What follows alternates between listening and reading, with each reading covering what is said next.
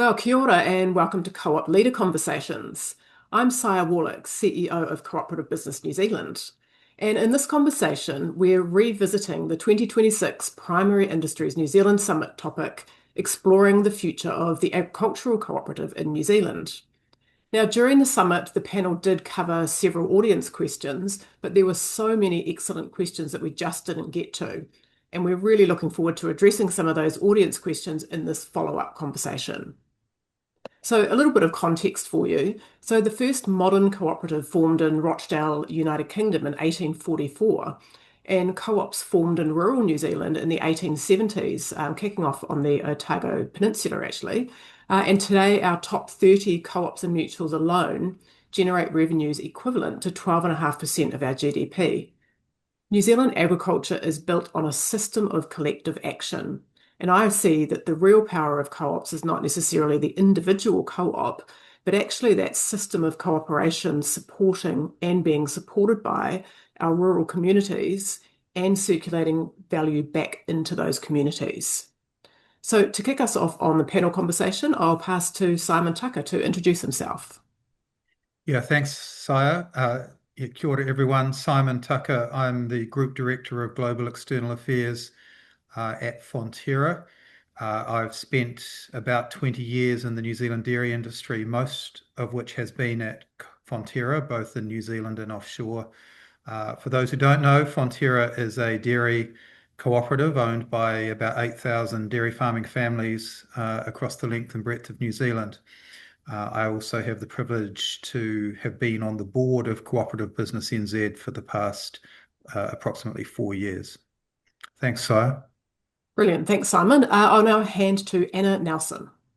Kia ora tātou. My name's Anna Nelson. Really grateful to be here again. Thank you. So I am fortunate to chair Silver Fern Farms Cooperative. I'm a proud farmer, sheep and beef farmer in the King Country. And I also am now the co-chair of Silver Fern Farms Limited, which is the hybrid, I guess. It's a 50% owned by the cooperative and 50% owned by Bright Meat Group, a Chinese investment company. So we, I guess we have the best of both worlds, the cooperative business, but also the hybrid, which brings some interesting learnings every day and is a really great model for us going forward. Brilliant. Thanks very much, Anna. And finally, I'll pass to Bruce Wills. Thanks, Saya. Yeah. Listen, I'm a sheep and cattle farmer and a viticulturist from Hawke's Bay. That's my day job. But my main reason for being on the panel is as chair of Ravensdown. I also sit on the board of FMG. I just mention that because that's one of the few mutuals left within New Zealand. Of course, the mutual's a slightly different beast than a cooperative, which we're talking about today. And perhaps I should mention too, the first 20 years of my working life, I actually worked for a mutual, a wonderful company called AMP Society. I went through the distressing process of demutualisation. So I guess I've sort of had a bit of experience of a mutual or a cooperative type large company morphing into a corporate. So that's another whole story. But got a bit of interesting background on the whole cooperative business model. So that's me. Awesome. Thanks very much, Bruce. Okay, right. Great introductions. Thank you. So what we'll do now is we will kick into some of the audience questions that we had from our first go at this panel a couple of months ago back in June. So the next generation of farmers didn't experience the challenges that created our cooperatives. So how do we ensure that they remain committed owners rather than simply customers seeking the best commercial? Listen, I'm happy to jump in. I guess we've it's something that challenges us at Ravensdown, certainly, because Ravensdown, quick bit of history, 49 years ago we were set up. We were created out of two corporates, and I guess in those days farmers were getting frustrated and concerned about reliable supply nationwide and at affordable prices. So thus a cooperative was was put together to combine the strength of a group of farmers to keep profits within the farming business in New Zealand, and I guess probably more importantly, just to ensure that the supply was it was more certain under cooperative ownership rather than corporate. So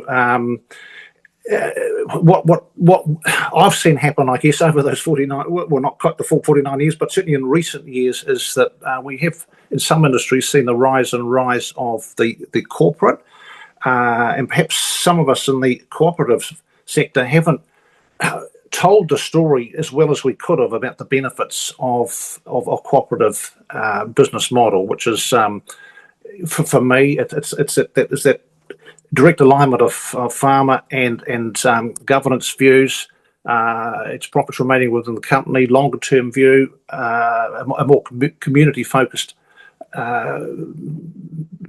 business activity. So I guess it's risen to such a stage. It is a discussion we have around the Ravensdown board table quite regularly now about how we engage with the younger generation and remind them of the importance of the cooperative business model. So yeah, very much top of the agenda at the moment. And Anna, does that sort of marry up with your thoughts as well? Yeah, it does. I think every cooperative should always be thinking about what does the next generation of shareholders need, and most definitely we spend quite a lot of time on that as well. But I'd probably start with I think it's just really important to listening first. So that means really quality engagement with your shareholders to understand their future needs. We can talk about the past, and it's really important, the legacy that brings with us. But I think the understanding the future, that the world we're in now and in the future, it's changing so rapidly, and the choices that our shareholders need to make, it's really complex. So I feel like there's just a really strong need for us to listen, to understand, to evolve, and to be really willing to challenge ourselves as cooperatives as to what the future looks like. Yeah, and Simon, any thoughts from Fonterra? I guess programs would have some sophisticated programs in place, I imagine. I'm not sure I'm willing to accept responsibility of speaking on behalf of the whole of Fonterra. I guess a couple of thoughts. One is, I mean, I do think cooperatives can and do demonstrate strong commercial returns. I mean, I think, certainly from a Fonterra perspective, we are very happy to continue to compete hard with non-cooperatives in the New Zealand dairy sector and provide a total shareholder return, which is equivalent or better, frankly, than our competitors. I don't think just because you're a co-op you can let yourself too far off that hook. But I think Bruce and Anna have mentioned some of that longer term perspective. Co-ops, we know, are often around for a long time, and it's quite a different, any business exists really to enhance the interests of its shareholders, but a co-op owned by farmers every day is doing everything it can to maximize the sort of short to long term value of that business to their farmer owners. And I think that mindset is one that hopefully appeals to a new generation of farmers in the same way it did to all of our forebears. But probably the only other thing from I'm reflecting about the role the co-op plays supporting its members when times get tough. When Cyclone Gabrielle went winding through eastern North Island of New Zealand, we had farmers who we couldn't collect their milk, and they had to dry off their operations for the season, but they were guaranteed that we would continue to pay them for the milk. And it's that sort of broader support which I think is an incentive for every generation to think about the difference between belonging to a co-op and not belonging to one. Yeah. No, that's a really, really good point. And so continuing on the theme a little bit of international competition that you briefly mentioned. So the next question is around whether agricultural co-ops still provide a competitive advantage for New Zealand, or have those changes in global markets and supply chains made the model less relevant than it once was? I'll start with you, Simon, on that one. Yeah, well, I think, Fonterra came together because dairy industry leadership believed that the best way for New Zealand farmers, we export 95% of the dairy products we produce in New Zealand. The best way for New Zealand farmers to be match fit for that game was to have scale and to be Mm, able to go to global markets with that sort of consolidated farmer-owned cooperative business. And, if you look across global supply chains, you see a lot of consolidation. We've seen the rise of massive retailers with massive power. We've seen large food companies. And, there is only a finite amount of value in any value chain. And I think cooperatives are particularly vertically integrated cooperatives like Fonterra, are very effective at capturing a fair share of that value mm, back in the farmers' pockets. Because if it's not being caught there, it'll certainly be being caught somewhere else. So I think for sort of globally exposed industries, there's a very strong case. And of course, we believe it's very, very good for New Zealand too, because the money that goes into New Zealand farmers' pockets plays a really massive role in keeping regional New Zealand, prosperous as well, because yeah, it's being spent in country. So, yeah, yeah. I think yes, the globe is more complicated and it's certainly very competitive, but I think, it's one of the reasons why we should be backing co-ops. Mm. And Anna, does that ring true for you as the other sort of large exporter on the panel? Yeah, 100%. I think that fair share of the returns back into our farmer shareholders is just that is one of the strengths that cooperatives bring honesty into an industry, I think, Yeah. and particularly one like ours, which is super competitive behind the farm gate. But as Simon touched on, we're seeing increasingly some of the big global customers really looking to get closer to the farmers, the growers, and I know Fonterra is having that same.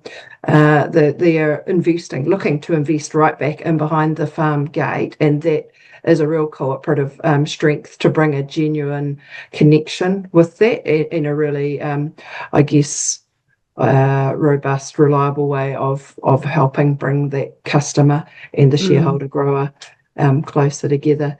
And I mm, do think there's a part to it where diversity of structures, so cooperatives being one, essentially they must be commercially successful, but cooperatives, along with other business structures, it's really important that we have some diversity as we're going out into the market globally as well. mm. Yeah, no, that is a great response. Thank you. So moving a little bit now into capital requirements, and I'll stick with you on this one as well, Anna, because it's to do with the hybrid ownership model. So as co-ops face growing capital requirements, and we've certainly seen some, recent examples here in New Zealand, can hybrid ownership models and external investment strengthen the model without compromising member control and purpose? Thanks. So, yes, I mean, I think it's a great question from someone in the room. The partner that you choose to do your joint venture or your hybrid arrangement with is absolutely key in this, because generally cooperatives we're long term, right? So it's not something that you're going to enter into lightly, and that partner or hybrid owner must be aligned and I guess share similar goals, similar values. So taking time to get that right, to get a really Mm, robust shareholder agreement. And so I think Silver Fern Farms is an example of a hybrid model that is working pretty well. mm, And there's always room for us to improve. There will always be things that, when you look back, you might have done differently. But I would strongly support the the benefits that come from bringing the two different ownership structures together. And I believe if you get that partnership right, then there is really good value to be had for both parties. And I know from Silver Fern Farm's point of view, the investment that we were able to do in the market and in our branding was something that was really quite game changing within our industry. And without that, that hybrid ownership, that wouldn't have been possible.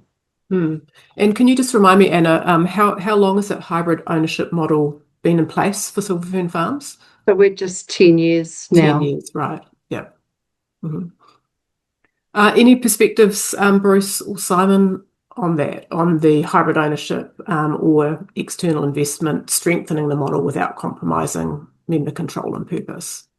So for me, listen, I think Anna summed it up really well, and obviously that answer is probably best to come from Silver Fern Farms. Had some experience with this, but choosing a partner is critical, and I think if you got the right partner giving you access and depth into an export market, that's a really important part of it.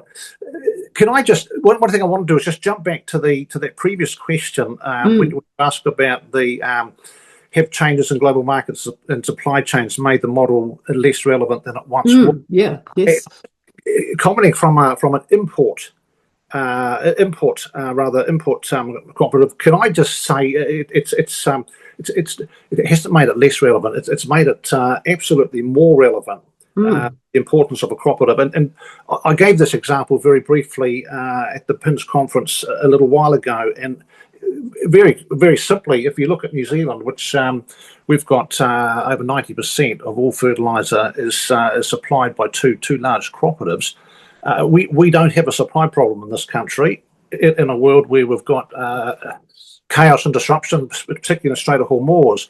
And all you've got to do is jump across the ditch to Australia, where they have no cooperatives left now in the fertiliser industry. They're all corporates, and it's currently in absolute shambles. The government, as you're probably well aware, without getting too deep into it, stepped in and made billion-dollar purchases of fuel and fertiliser, gave access to their fertiliser to only a third of the companies operating in Australia, I'm told. And now there's all sorts of legal stouses and arguments going on because supposedly some corporates got a benefit from government largesse, I guess, compete with others. So one of the really key things we've seen at Ravensdown with this current disruption is the importance of our longer term view that we take with a cooperative.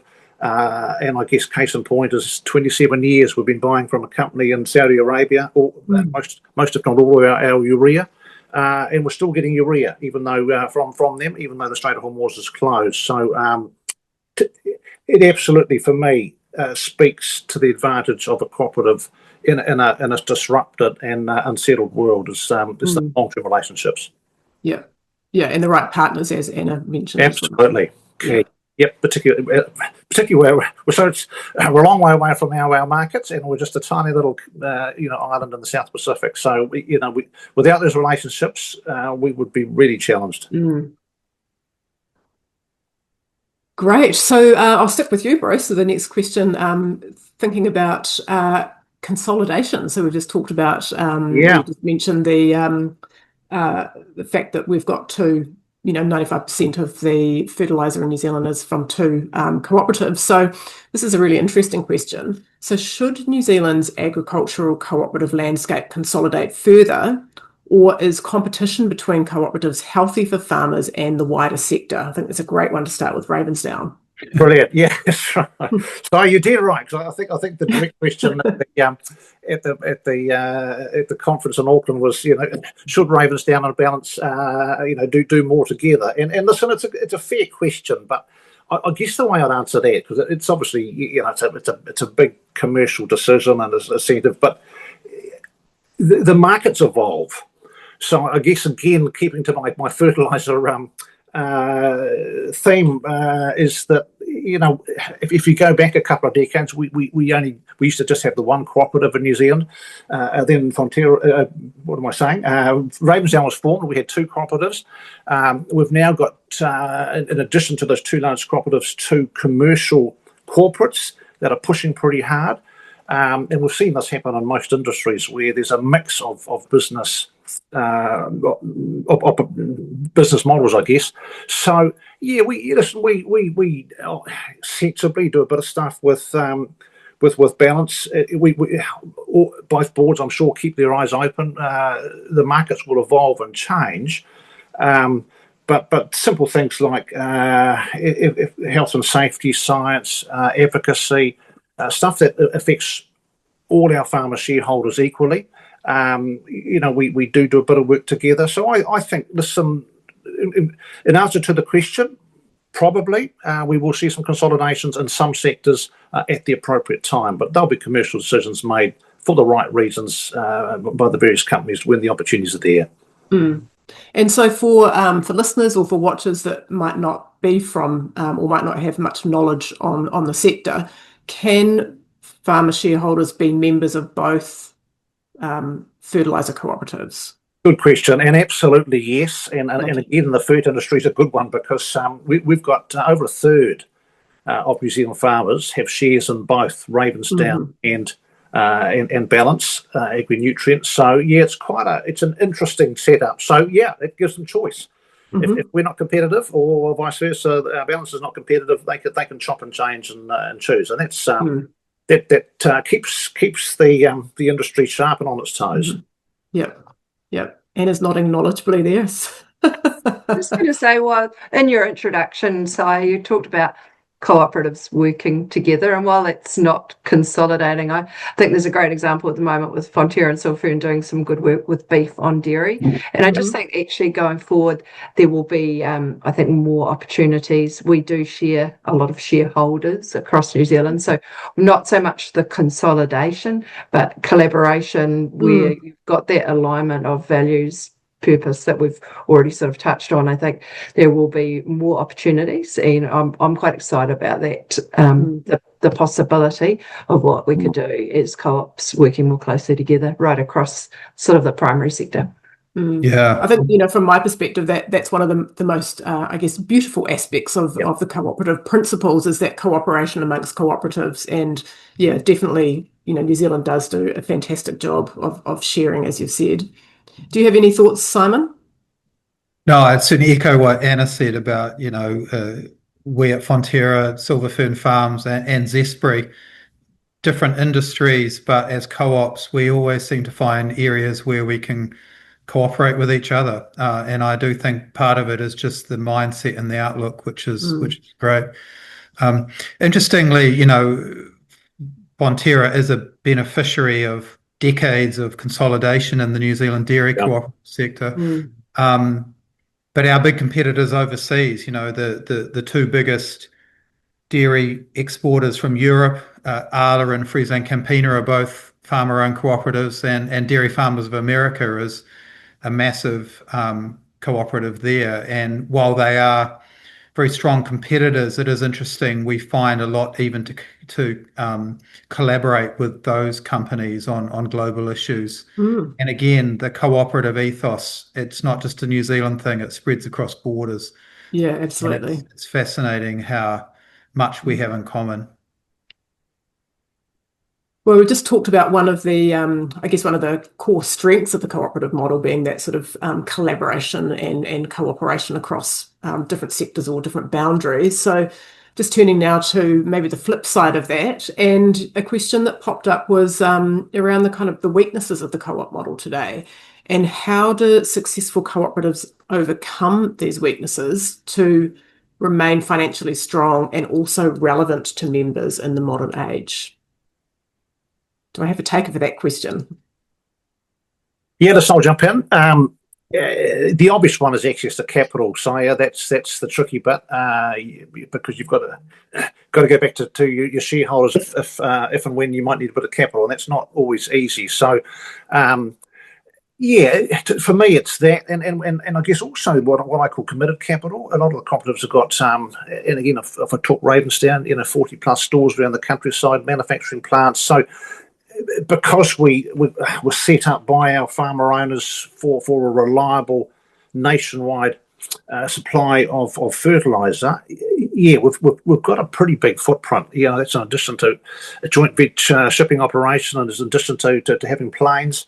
So there's a lot of committed capital, and simply what it comes back down to, and I guess it was only a week ago around the Ravensdown board table, and we were sort of wrapping out our end of year results. It's about making certain that you retain enough earnings from business operations in the prior year, and keeping that well balanced with investing in the company for future growth, and of course giving back to loyal shareholders when it's appropriate. So it's a tricky balance, and that just, I guess, speaks to governance and management expertise. If companies don't do that well, they get into trouble. But if you do it well, and I'll give a simple example, FMG. It's been around for 121 years, very large mutual. It's never had to go back to its members in its 121 years for capital. So, yeah, they've done a pretty good job of making certain they keep enough money in the kitty, so to speak, to pay out claims as and when required. No, that's a great example. I think potentially more than a pretty good job. Yeah. Great understatement there. It is, yes. Love it. And heaven forbid the day it's got to go back to members. But anyway, we hope that never arises. Yeah. Anna, do you have any thoughts on this one? I think probably I agree with Bruce there. And the capital, it can be, is challenging. I think perhaps the governance model, so the elections and members. Okay, yep. That can be a strength, but also can be a weakness. So we don't get to choose who sits around the board of directors, and that is democracy in action. It is. Democracy can bring you diversity that can take time sometimes to get to where you need to. So I think that it's all manageable, and it's a strength as well as a weakness if you manage it the right way, but really, really important for us to keep developing governance expertise in our member pools, and awareness of the opportunity around governing. Like, we need to continually be bringing future directors, future leaders, and that's pretty exciting, because some of them will come onto our boards, others will become leaders or governors within our communities, whether school boards, community organisations, that kind of thing. So there's it's a real alignment in it for cooperatives. So yeah, those are probably a couple of ones. I think, I'll let Simon go next. I agree with everything said. I mean, I would come back to that sort of capital discipline point. I think being really sort of laser focused on understanding what the cost of capital for your owners is, and ensuring that the way you invest their capital is going to generate a return that justifies the expenditure of it. And I think the most successful co-ops are very, very clear about why they exist, where they're investing, and they understand that they are going to return that sort of, creates that. When you see co-ops getting into trouble, in my observation, it's usually because there's been some breakdown around that sort of interrelationship. That's a great segue, Simon, into the next question that came in from the audience, which was around how can co-ops continue to deliver fair value to members whilst balancing those competing interests like profitability or product pricing, unequal rebates in some cases, and long-term investment. So I'll kick off with you on that one, Simon. Well, I mean, I think, co-ops are, like any business, a lot of it comes down to strategy and execution. I think, as we were discussing earlier, the co-op model is fantastic, but they're still businesses that have got to perform. And I think if you've got the right strategy and alignment and understanding, you're being disciplined about your capital, and then you're executing the way that your strategy says you should, a lot of those other details tend to take care of themselves. So I think while it's important to think through a co-op lens, there's also just a good hard-nosed business lens. Have we got the Yeah. strategy, and are we doing what we need to do? Yeah, sure. Any other thoughts from Bruce or Anna? So Simon's dead right. Listen, there's always competing interest for capital. So it's a judgment call from any particular co-op in this case, and it's and that speaks to, as Anna clearly articulated, the I guess the expertise of management and governance. Yeah. And listen, it's a big decision, and to make it relevant, I think exactly a week ago we were sitting around the Ravensdown board table making a call on how we would disperse I guess the previous 12 months profitability, and how that would be split, as I commented earlier, between returning to our loyal shareholders, keeping the business well capitalised, investing in for long term. So, yeah, if those calls are wrong, that will show up down the track in the viability and profitability of the company. But hopefully, with good people in charge, those calls are made in the right vein. Mm. Anything to add, Anna? No, I think it's no. Excellent. Right, so we're turning our attention offshore now for the next question that came through. And this is actually about just a curious question on what lessons can New Zealand learn from successful agricultural co-ops overseas? And are there any examples that we could be or should be adapting here? So I'll leave this one open. I'm not sure who has sort of knowledge or expertise on any kind of international offshore best practice. So I can just I've commented earlier. I think New Zealand, bless it, it's got a internationally successful co-op model in the fertiliser industry. So certainly, I'm not aware of any others, and we haven't looked further beyond our shores with my Ravensdown hat on. But if I just jump to FMG briefly, we do a lot of work, and we can always learn from bigger, more longer term mutuals offshore. So lots of good examples where we deal with the NFU. There's a big mutual in England that we take a lot of learnings from and meet quite regularly. They come here, we go there. So yeah, I think any of us, we're a little big country tucked away in the corner of the world. There's lots of lessons we can learn from others, and even though I mentioned FMG's been around 121 years. Some of the mutuals we're working with offshore have been around a lot longer than that. Mm. Mm. I think give Co-op Business New Zealand a plug. Like this, you've been bringing some good insights, I think, and some of that's from academics globally. Canada obviously has some really strong cooperatives. We know Europe does. I think there's a few other red meat ones that we've definitely looked at and are continuing to kind of watch some of them doing interesting transformations. I know, like the dairy, some very, very large cooperatives and how they are navigating the future and meeting member needs. There's always plenty to learn, and I think, the Co-op Business New Zealand is really great at supporting us with that, but up to each of us as individual cooperatives as well to challenge our own thinking and to get out there and find other case studies, if you like, or other companies that we can learn from and potentially build relationships with going forward. Yeah, it is certainly in dairy. There's a huge number of co-ops around the world. It's probably still the predominant model. For perhaps obvious reasons. Always nice to know your milk's going to get picked up.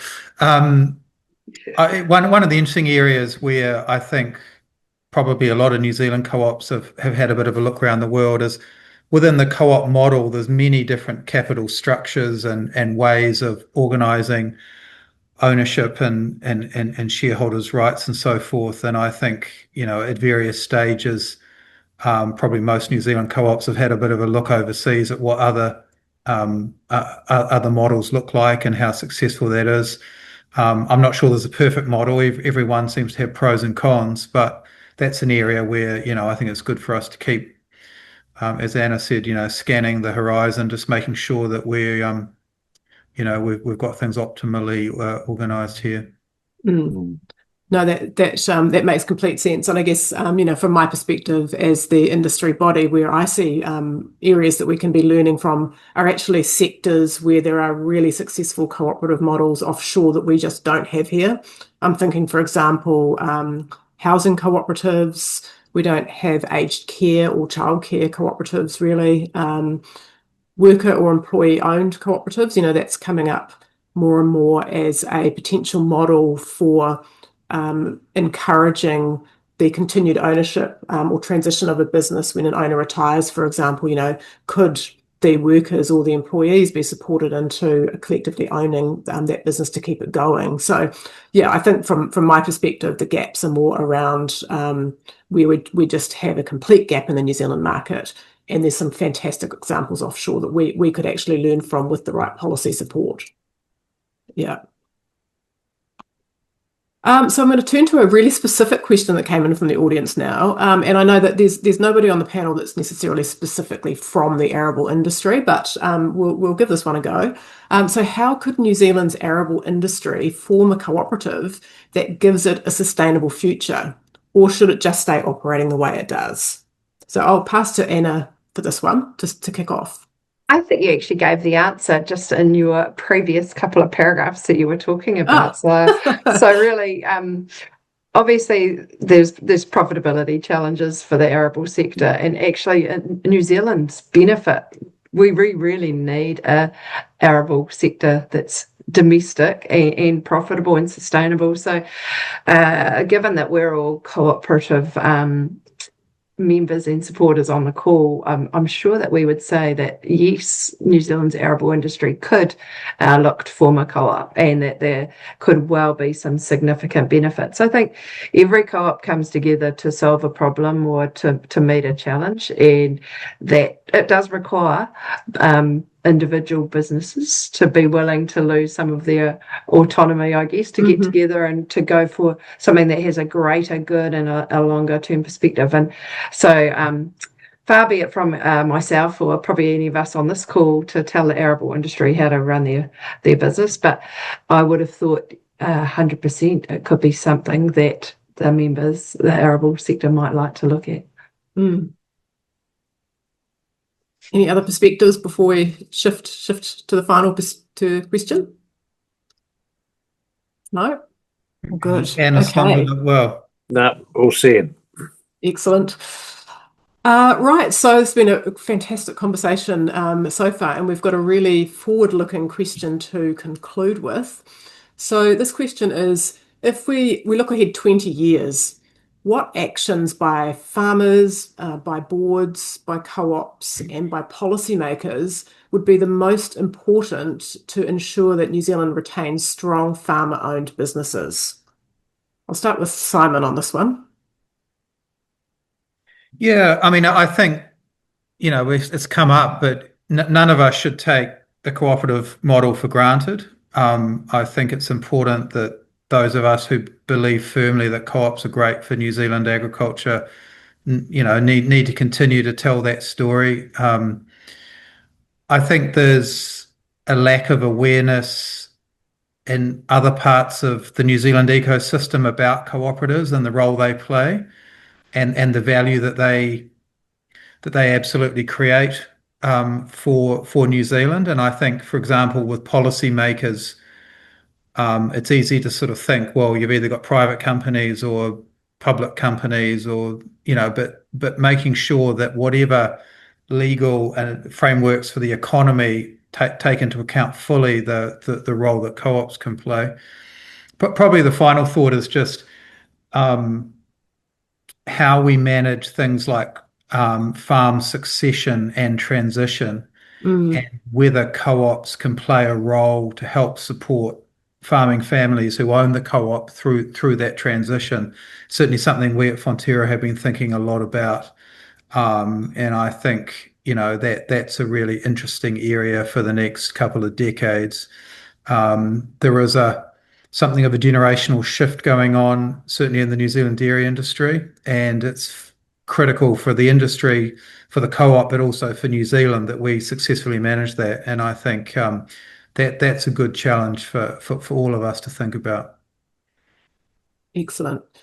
Thanks, Simon. I'll pass to you, Bruce. Yeah, listen, to me, cooperatives that are still around in 20 years' time will be those that run a great business, Sire. So it's pretty simple. Maintain strong profitability, keep a strong balance sheet, have a clear focus of why they're there and what their purpose is. Keep close to your shareholders. And I guess particularly with shareholders, you can't. We touched on this a bit. You can't demand loyalty. You've got to earn it by the good work that you do in terms of both profitability and providing that service that the cooperatives will set up. So, one would hope that in 20 years' time, Sandy, that'll come around pretty quick. That many of today's cooperatives are still around. But good. They've got to be a good business run by good people with a clear focus on why they were set up and what's important to keep them going. Mm. You make that sound so simple, Bruce. I love it. Well, that's the objective. We try and keep it that way, Sire. But there's a lot more to it than that, I can tell you. Great. And I'll pass to Anna to have the final word.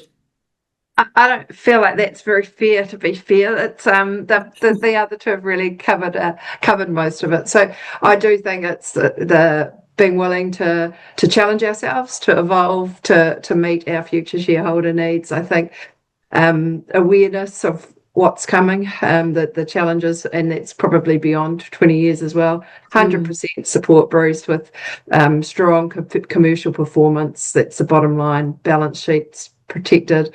And that focus, Simon mentioned right at the start, on total shareholder return and being really strategic about where and how we invest. I think the farm succession is a really good one, and I believe cooperatives do need to lean in and have a look at what could be their role in that. And also alongside that, just the rapid amount of technology and farm data that our shareholders are creating in our sector, and what's possible with that. And I guess that I'd look around the three businesses sitting here. So it's individual, but it's what's possible collectively as well. So I think it's pretty exciting for the cooperative movement. The strength of collectives, I think, has more importance when you're surrounded by volatility and more complexity.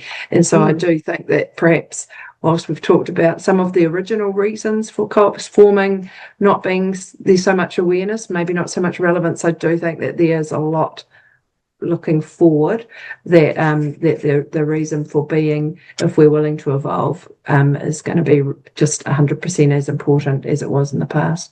No, that's brilliant. Thank you. All right. Well, a fantastic conversation. So Simon, Bruce, and Anna, thank you so much for sharing your time in this really important follow-up panel. We've covered a huge amount of ground, and I certainly appreciate the thoughtful and some of the pointed questions from the original audience at the Primary Industries New Zealand Summit. And I invite anyone who's listening or watching to get in touch with any co-op or mutual topics that you'd like us to address in future conversations. So thanks again, Bruce, Simon, and Anna, for all being part of Co-op Leader Conversations.